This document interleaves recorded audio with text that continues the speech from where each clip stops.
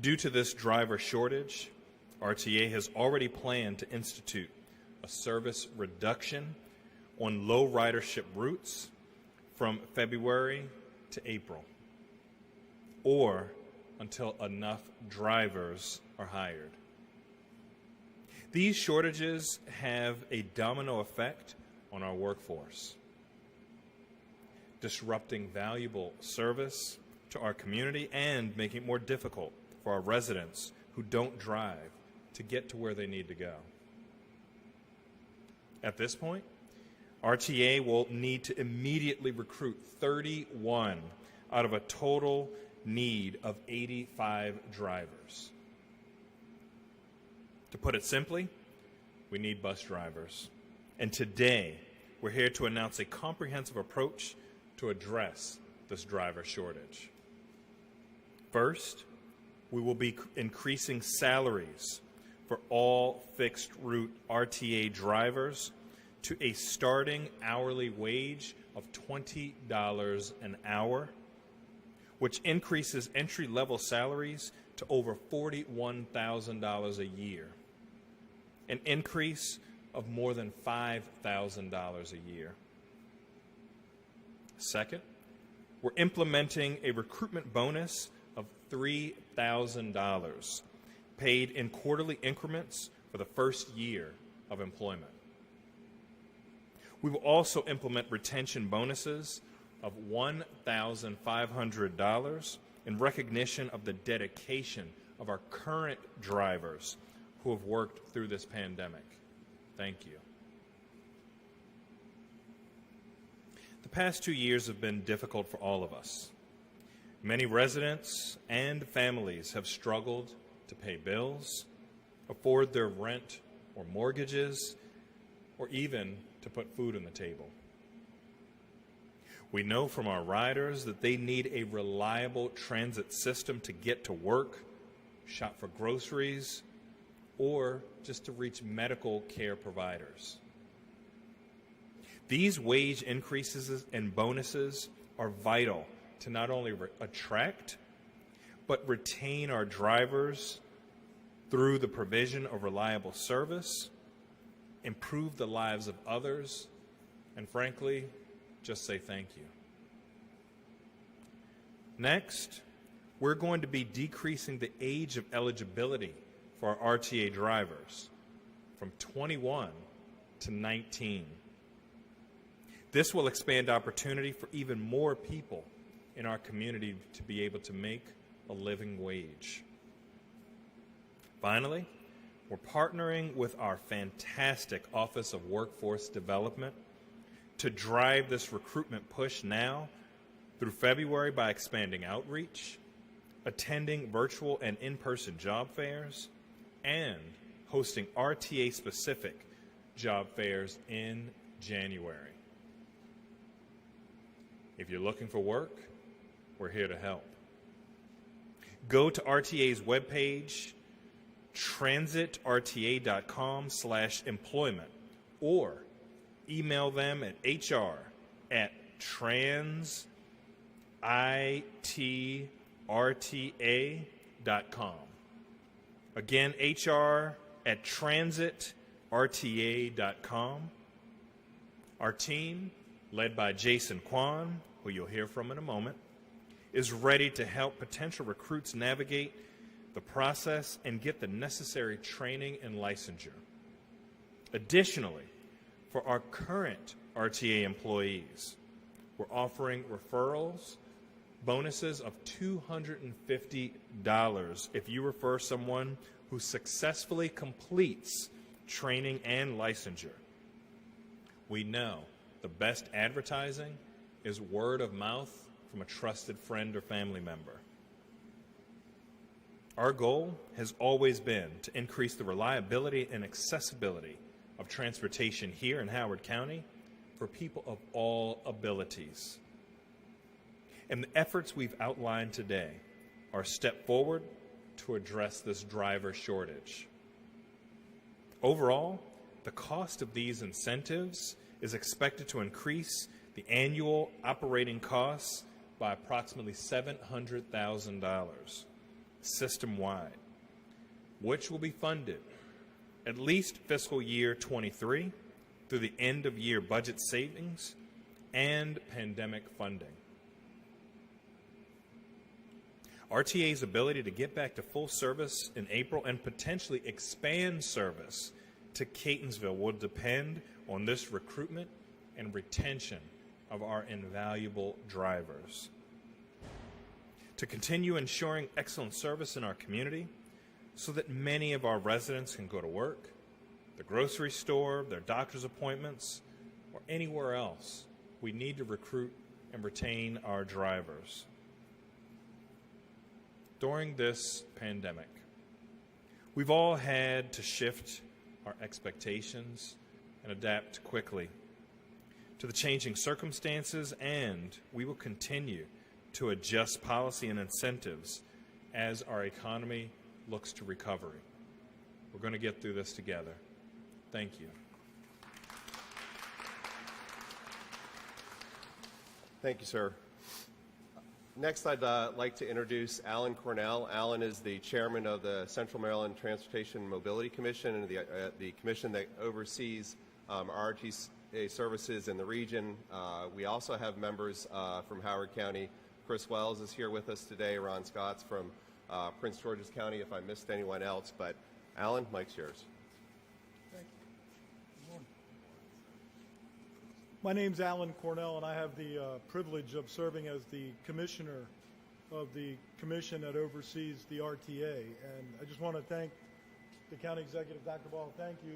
We, frankly, prior to the pandemic, were struggling to get drivers a little bit. It's been a big struggle, and we're hopeful these tools you're going to give us to put in our toolbox are going to help us recruit and get drivers and get our service levels back to where we need. As I think everybody knows, our clients are primarily people using the bus system to get to work, go to medical appointments, do stuff with their kids, so it's critically important. And again, thank you, sir. I'd also like to thank our members from Anne Arundel County, Prince George's County, and the city of Laurel. They are active and supportive, and we really appreciate it. And we're hopeful this rollout and the incentives we're offering will produce some drivers and get our service levels back up. Finally, I'd like to thank our employees, our drivers, and everybody that works for RTA. It's not easy, and your efforts are deeply appreciated and respected, and thank you for a job well done, and we're going to keep getting our service back to where it needs to be. Thank you very much. Thank you, Bruce. Thank you. Next, we're going to hear from Jason Kwan, the general manager of the RTA. He's here with his team of safety officers, training, HR, operations, and I'd like him to say a few words about this effort.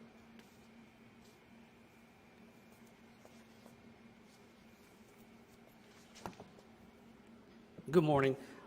First of all, I want to thank you, Alan, and the county executive, Dr. Ball, for all your support you have shown the RTA during this very, very difficult time.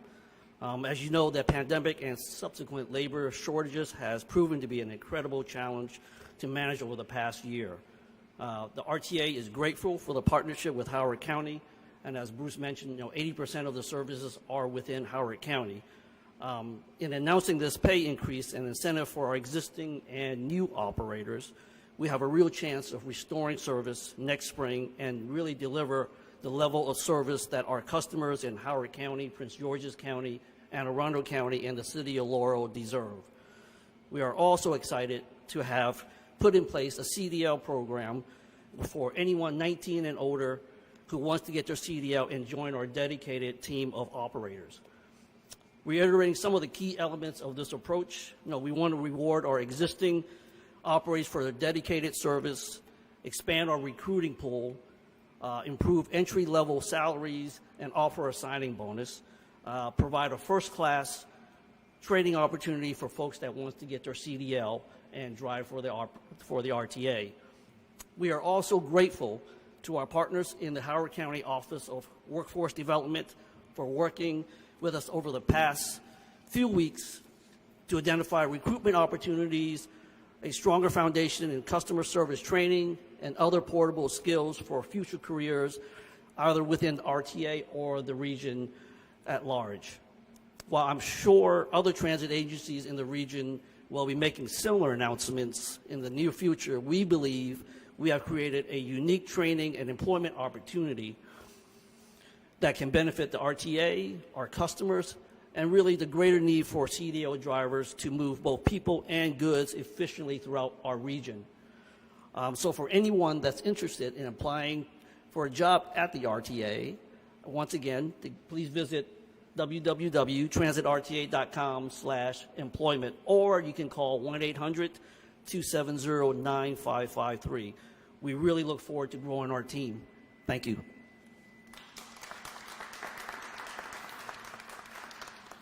Thank you very much, Jason. And now for a representative of the most important people of the day here and always within the provision of transit service. That's our operators. Here representing them is Joe Fowler from the local Teamsters 570. Thank you.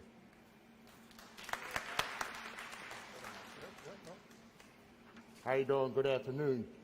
I would like to take a moment to thank our Teamsters Local 570 operators and maintenance personnel here at RTA for their hard work and dedication during these stressful times in the workplace with the current shortage of employees.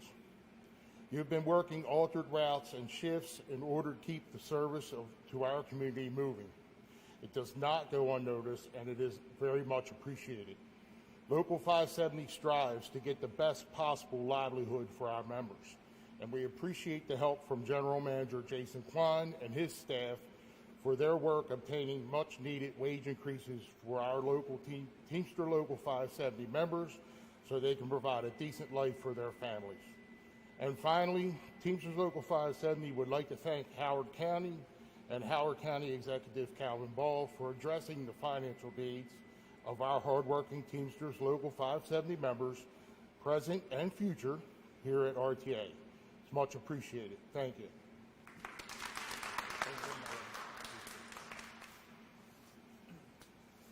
Thank you, Joe.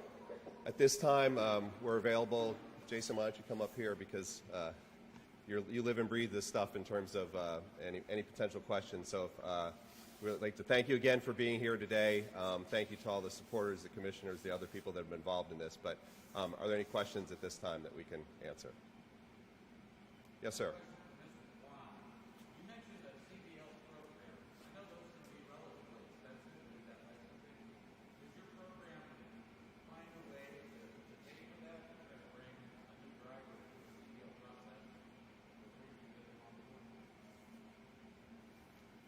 So that's we have a in-house trainer. Oh, so the question was how are we going to fund or pay for the training, because the CDL training can be quite expensive. We have 2 staff positions in our safety department that's responsible for the training. So our training, the CDL training is incorporated in our onboarding of our new hires for operators. So it's folded into that whole overall program. So as they come in, it just adds to the length of their training, but we have on staff that's already assigned to do the training. So it doesn't cost them? No.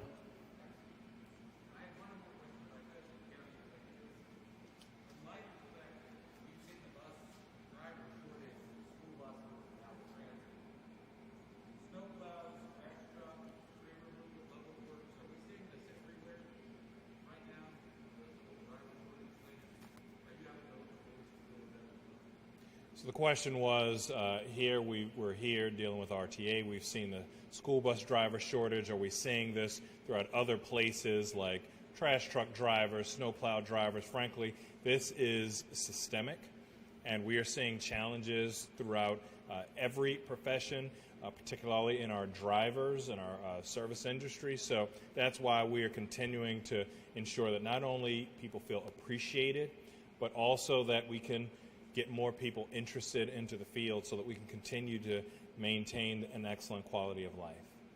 One last follow-up question. Once we identify low ridership routes, obviously we know how important public transit is, even if there are 3 people dependent on the route. Are we looking at other ways to accommodate them should So the question was, once there's an identification of the low ridership, because so many people still depend upon transportation, how are we going to ensure that people get the services that they need? February leading into April are already the very low ridership months, even for the more well-used routes.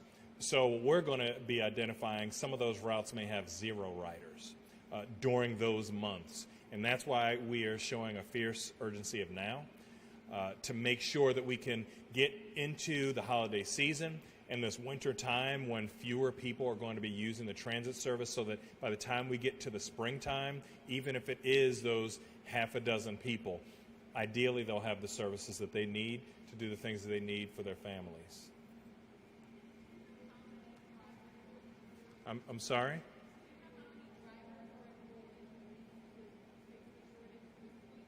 My understanding is, and correct me if I'm wrong, the question was how many drivers do we need? I think we're in need of about 85. Is that correct? That's our total position count, so we And need we're- to hire 31 more. So we have a position count of 85, and we have a need for 31 more. 85 total positions. We have 31 open. However, in addition to the recruitment, it's the retention. We want to make sure that the folks who are here feel appreciated and are able to stay in these positions, because we don't want to have these one-for-one losses with people who have the experience and have already shown the dedication. Any other questions from the media? Oh. Hi.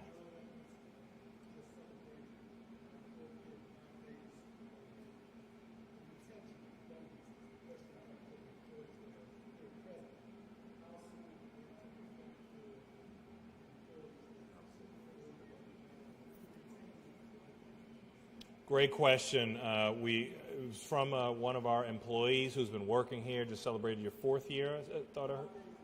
5 days ago, just celebrated 4th year. Thank you. So his question was, how soon can those who are here expect the retention bonuses? Jason? So, to answer your question, we are, as you know, I'm going to work with Gabrielle, and we're going to outline kind of a schedule on. It's going to the disbursements of that fund, of that money, will be next year, but we're going to work out a schedule internally for the disbursements. We haven't figured out the schedule yet, but it will start next year. Okay.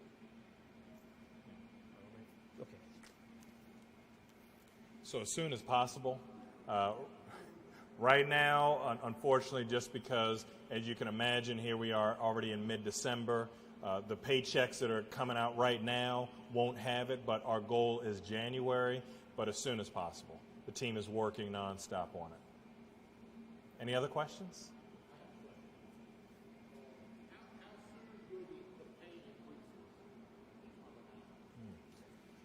Same time? So the pay increases will take effect the middle of January. The employees won't see it in their paycheck till probably the last paycheck of January. But middle of January is when they will start accruing with the new rate.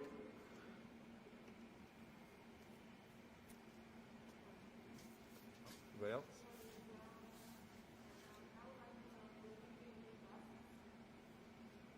Question was, will we get new buses? Is that it? Okay.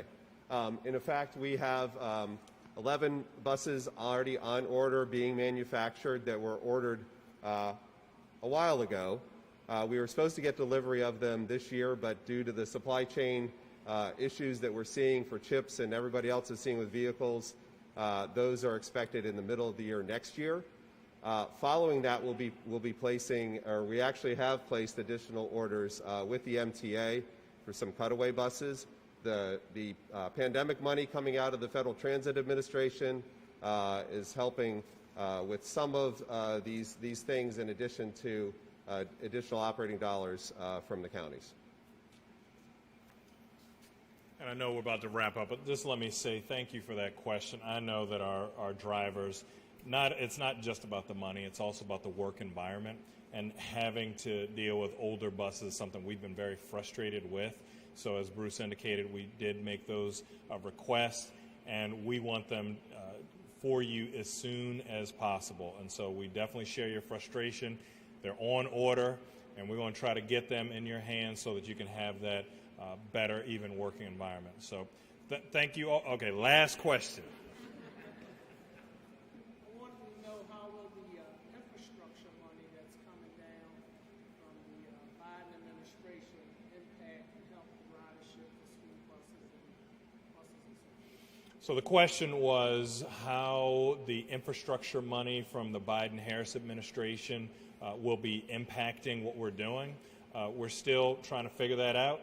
We're very hopeful, but again, that's probably a few months down the line to see what are the final impacts, especially since a lot of times with those things we have to also work with our state partners and similar to this, our other regional partners. But we are very excited for the opportunities of having that investment, and it is an investment. It's an investment in our infrastructure that has been sorely needed for quite some time.